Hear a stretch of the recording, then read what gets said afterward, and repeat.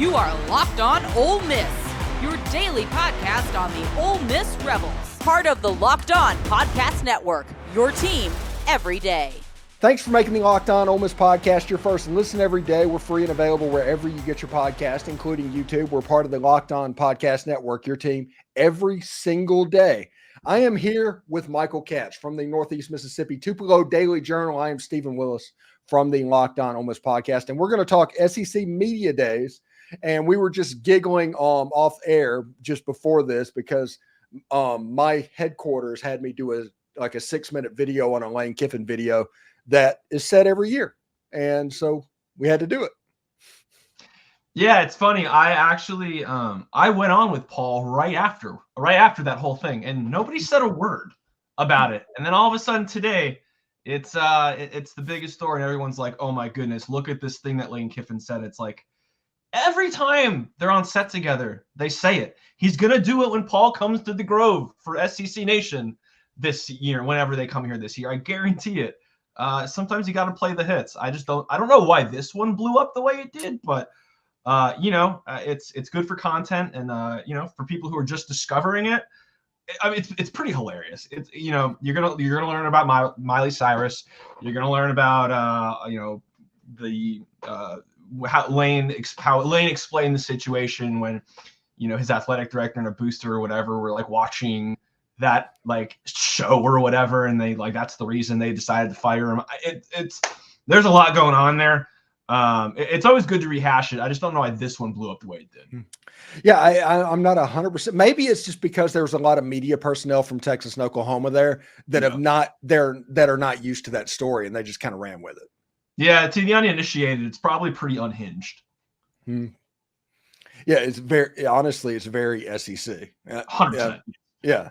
Not quite as unhinged as John Lewis running smack at Ole Miss football, choosing to do that whenever you're going to be a 21-point underdog. Now, that was completely unhinged.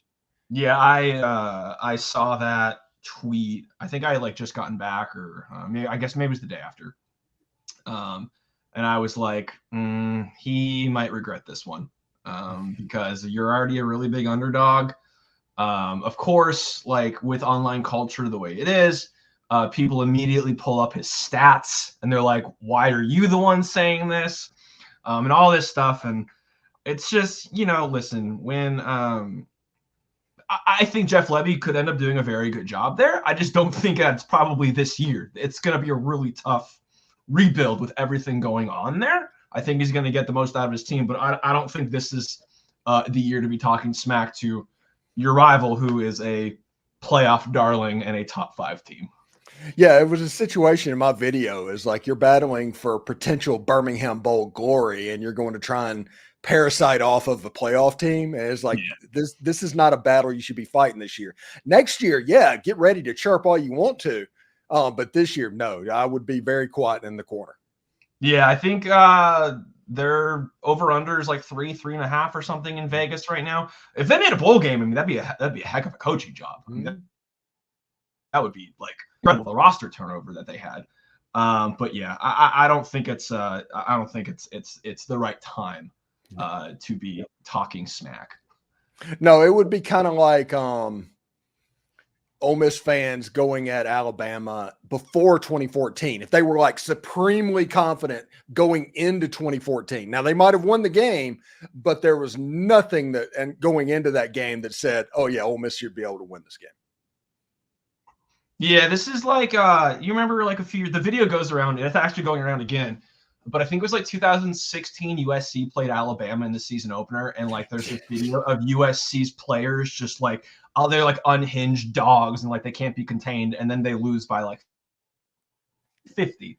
It's kind of where this is right now. Don't come in too confident, because it doesn't always end well for you. Yeah, and by the way, today the SEC and ESPN and SEC on ABC released their graphics package. Have you seen that? No, I haven't. Yeah, it's actually I don't know about the song. It may just be a stock song that they put over the graphics for the jump backs. But the graphics package looked good. The SEC got a complete graphics makeover. Really? I'll have to check that out. Yeah, it's really cool. You can go to my Twitter account. I replied on that, but yeah, really good score bug. I like the fonts. Is A+ job. But they do screw it up from time to time. Well, the worst one was, when was that? Fox, like 5 years ago, when they just decided we're going to go extreme minimalist with Arial font. Yeah, that was bad. It is. Yeah, sometimes you can overthink it just a little bit, but this looks pretty good. It's kind of like, looks like a play on Sunday Night Football a little bit. It kind of looks like that. That works for me. That sounds good. Yeah.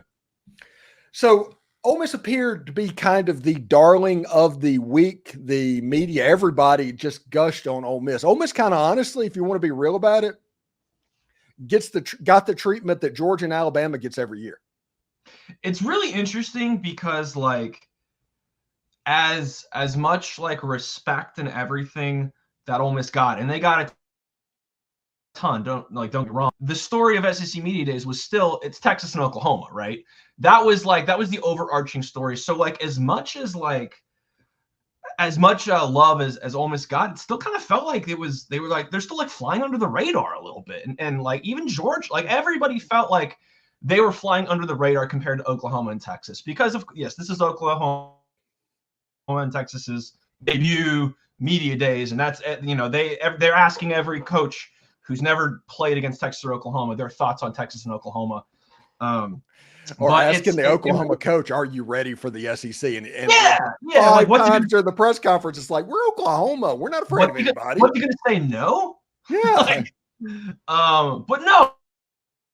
I mean, I think that, the respect Ole Miss is getting, it's almost to a point where it's like, there would be some years where Ole Miss would probably show up and it'd be like, ooh, look at this surprise Ole Miss team. Like, this is an Ole Miss team that is, like, supposed to be good. And they're being treated as such. This isn't like a flash in the pan kind of thing. I think they are being thought of in the same light as Georgia, Texas, and those, top 5, top 10 teams. It's crazy to think, 3 or 4 years ago that would be the case, that this would be, this would be the expected growth of this program. It's pretty insane. Thanks again for making the Locked On Ole Miss podcast your first listen every day. When we come back, we will continue to talk SEC Media Days and kind of get off of Ole Miss, a little bit of other stuff that is going on in Dallas this week. But first, I love sports. I love them so much. I never want them to stop. But as the playoffs wind down, I get fewer and fewer games. And sports aren't sportsing the way I want them to. But FanDuel lets me keep the sports going whenever I want. All I have to do is open the app and dream up bets anytime I am in the mood. And this summer, FanDuel is hooking up all customers with a boost or a bonus daily. Maybe you can bet on the Ole Miss Rebels under/over on wins, which is currently set at 9.5. Or maybe you're interested in Ole Miss being minus 122 to make the college football playoff this year. Or perhaps you want to get granular. And Jaxson Dart, Jordan Rodgers picked to win the Heisman Trophy. You can get him at plus 1,500. If that's your flavor, you can do that. That's right. There's something for everyone every day, all summer long. So head on over to FanDuel.com/lockedon to start making the most out of your summer. FanDuel is the official sports betting partner of Major League Baseball. Are you watching Fox Sports or ESPN on your TV all day and you have to turn down the volume with all of that shouting? Make the switch to Locked On Sports today. It's a free 24/7 sports streaming channel programmed for you each and every single day to bring you the biggest stories without all of that screaming. Locked On Sports Today brings you can't miss analysis, opinions, and news, streaming 24/7 on YouTube or the free Amazon Fire TV channels app, part of the Locked On Podcast Network, your team every day. And this fall, they're going to launch 2 more streaming channels on the NFL and college sports as well. So we're going to get our football fix. So, Michael, you were there for Ole Miss Day, and Ole Miss went first. So Ole Miss writers are kind of at a, I don't know, they don't have the gravitas of being able to wait until Auburn went on Thursday or something like that. So you might not have the full knowledge of everybody, but Texas and Arkansas had a unique exchange in their meetings. And somebody asked Steve Sarkisian about Arkansas, and Sarkisian said, man, I think they hate Texas more than they like Arkansas, which is a standard rivalry thing. Ole Miss fans have said that about Mississippi State people for years. I'm sure Alabama fans do that about Auburn. Everybody does that. So whenever they asked Sarkisian and he said that, it was like, okay, whatever, that's fine. That's normal. Then the next day, of course, that same writer brought it up to Sam Pittman when he spoke. And then Sam Pittman was like, yeah, that sounds about right. And that just completely blew my mind because, you know, Arkansas basically invented the horns down. And I mean, Houston Nutt out of nowhere just was like super excited over beating Texas in 1995 or 96. And being in the SEC, I didn't understand why.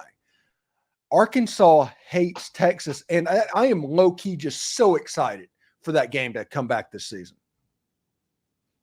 Yeah, no, I mean, you gotta love just deep-seated hatred in your rivalries. I know there's some that, you know, like you get the artificially created ones because of like conference realignment and stuff. You know, somebody has to have a rival, so they pick this random one, and they're like, okay, Missouri and Arkansas. Yeah, exactly.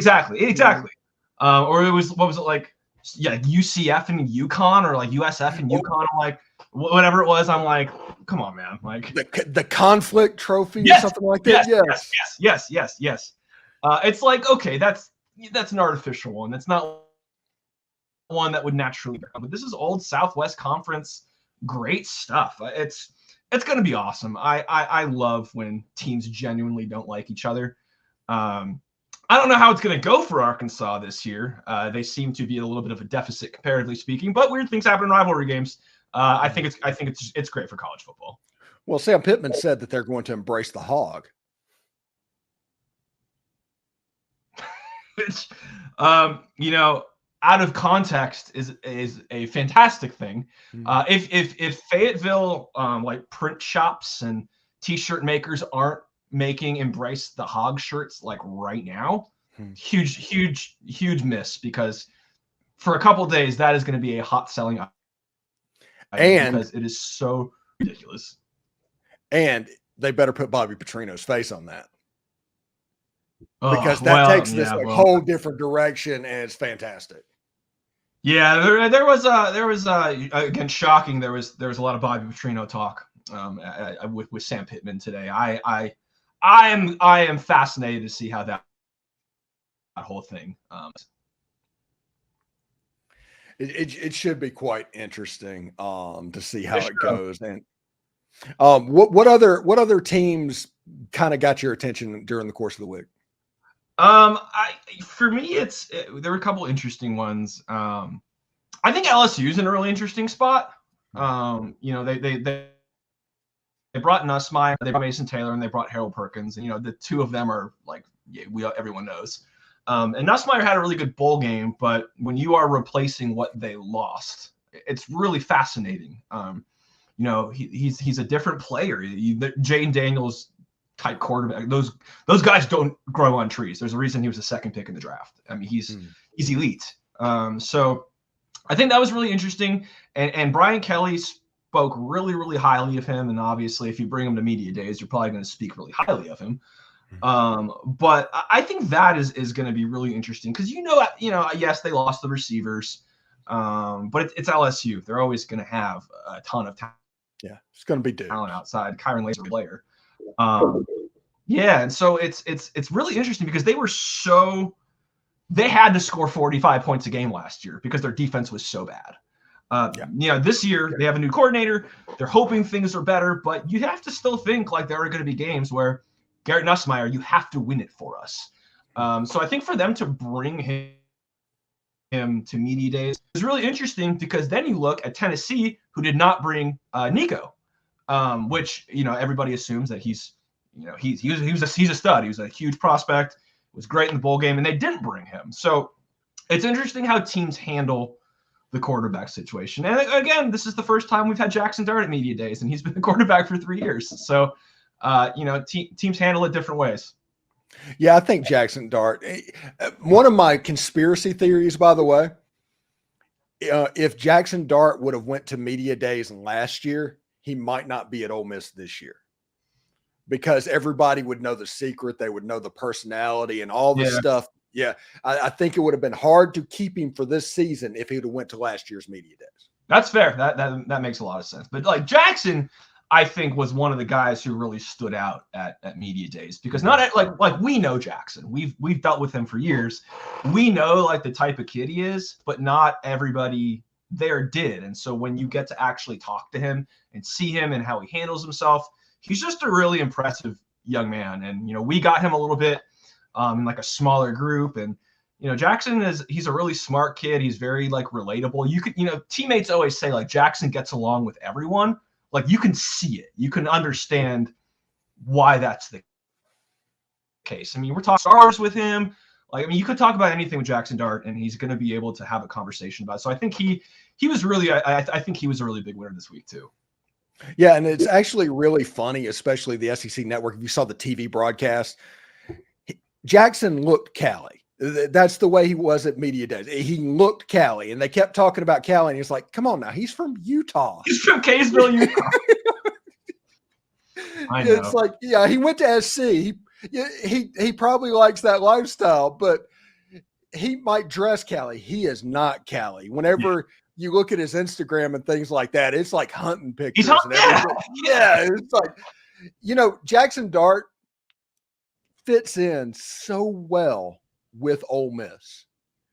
His whole motif, the way he looks, what he likes, he's fell into the absolute perfect place for Jaxson Dart to end up.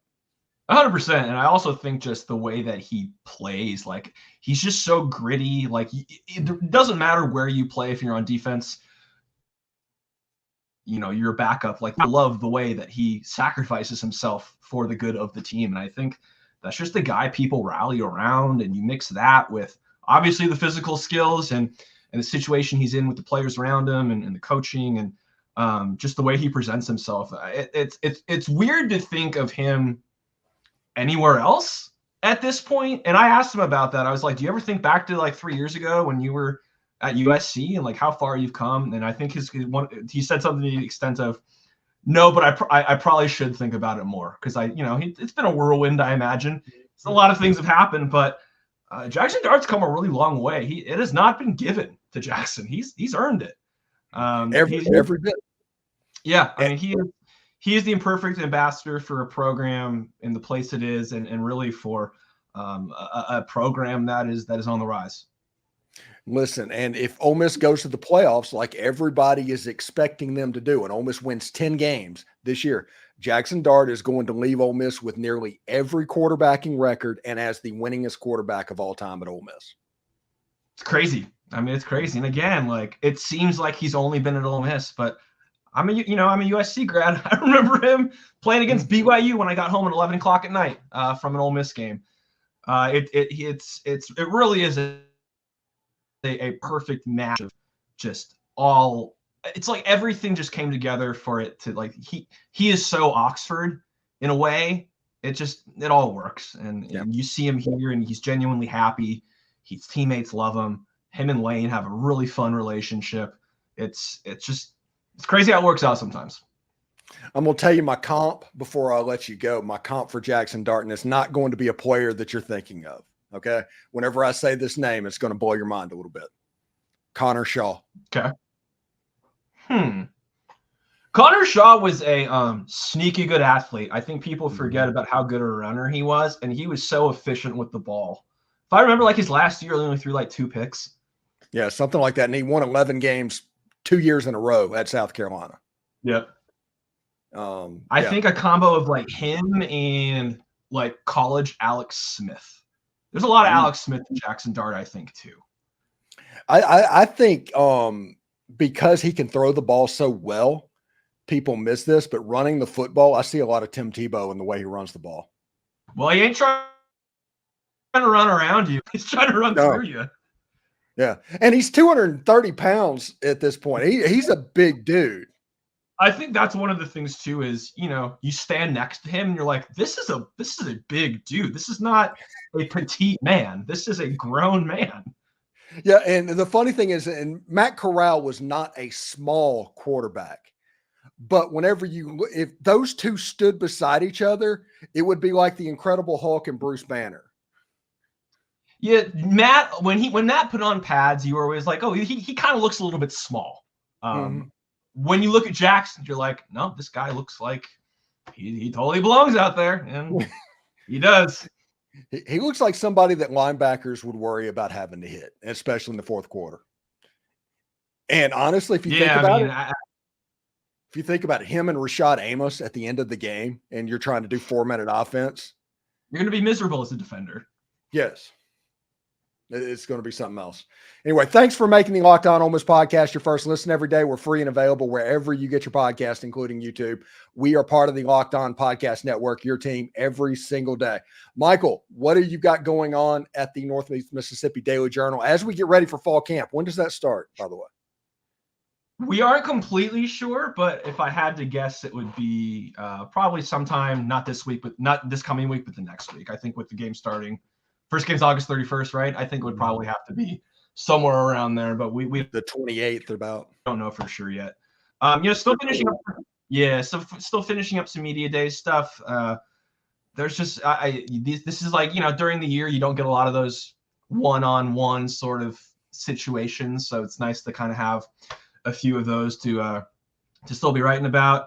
It's just it's crazy. I was telling somebody, I feel like I was just in Atlanta for the Peach Bowl, and now here we are, like 2.5, 3 weeks, whatever it is, away from football starting. So just a lot of preseason coverage, looking at where I think I'm fortunate. I get to write about some of the things that I'm personally interested in. So I'm going to be brainstorm a little bit over the next few days about what things I'm looking for in camp. And camp's not always the best indicator because we don't get to see everything.